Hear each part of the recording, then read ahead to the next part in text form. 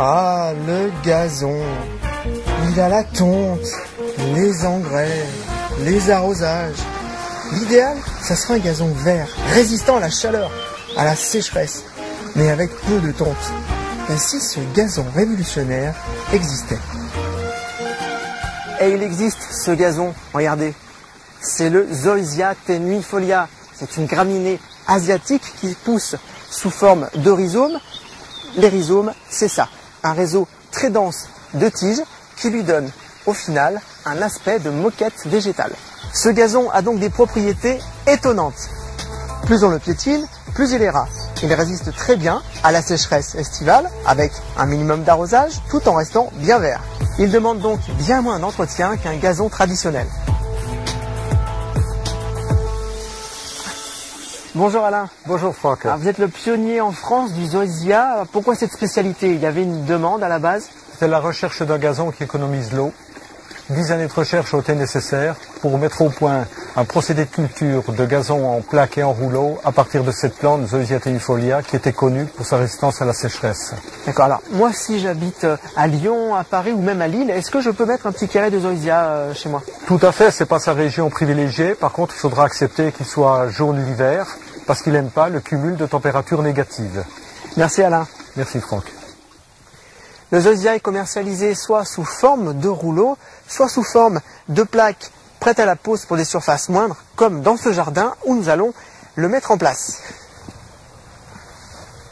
Alors, pour la pose, le sol doit être très drainant. Ici, il a été préparé sur environ 15 cm de profondeur. On l'a désherbé, on l'a effrité, on a éliminé en surface les gros cailloux.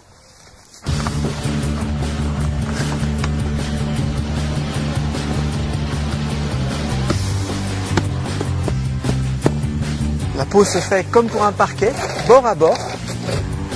Pascal est en train de taper avec sa taloche pour faciliter l'adhésion des plaques au sol. Les joints entre les plaques qui sont apparents vont s'estomper et complètement disparaître avec le temps pour donner une surface complètement plane et uniforme. Et l'enracinement sera bien réalisé lorsque la plaque ne pourra plus être soulevée du sol. On finira par un arrosage. Côté entretien, le zoysia demandera 3 fois moins d'arrosage par rapport à un gazon classique. Seulement 1 à 2 fertilisations annuelles azotées suffiront également. Et pour la tonte, là c'est le bonheur, 6 à 8 interventions maximum par an pour avoir une pelouse rase et complètement plate.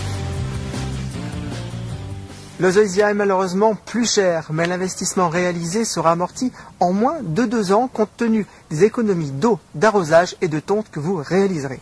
Côté prix, pour un jardin d'environ 100 m², le prix est bien sûr fonction de la surface, comptez environ de 15 à 18 € le mètre carré. Voilà une solution, vous qui habitez sur les bords de la Méditerranée ou de l'Atlantique. Bon d'accord, le zoysia n'aime pas le froid, mais où que vous soyez en France, pour un petit jardin japonisant ou une terrasse comme ici, ça vous tente pas? Et bien maintenant, à vous de tenter le décor. Pour moi, il y a le canapé qui m'attend, c'est la sieste.